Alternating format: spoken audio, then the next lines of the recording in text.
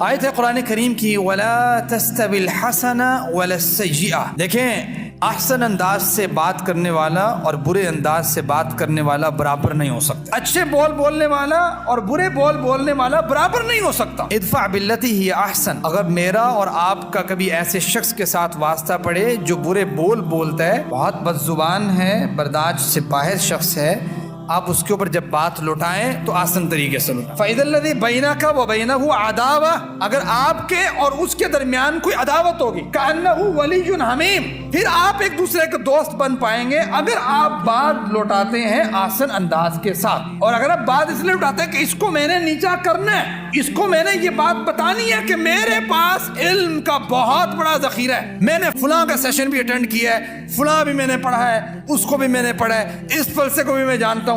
اب کیا جو یہ فلسفے سارے جانتا ہے وہ غلطی نہیں کر سکتا؟ یہ تو کوئی جواب نہیں ہوتا بھائی. مسئلہ یہ ہے کہ انسان جتنا مرضی پڑھ جائے، پڑھ لے، غلطی ہر ایک شخص سے ہو سکتا. اب وہ کوئی شخص یہ آگے سے کہے کہ اب چونکہ میں نے اس کو نیچا کرنا ہے، اس کو میں نے اونچا کرنا ہے، معتدل بات سے گریز کرے، جتنا زور لگا لے وہ شخص، اصلاح ہو ہی نہیں سکتی برداشت کے بغیر. قرآن کا اصول ہے ادفع باللتی ہی احسن. اگر آپ یہ کام کرو گے پھر کیا ہوگا؟ فَإِذَا الَّذِي بَيْنَكَ وَبَيْنَهُ عَدَاوَةٌ كَأَنَّهُ وَلِيٌّ حَمِيمٌ. پھر آپ دوست بنیں گے ایک دوسرے کے.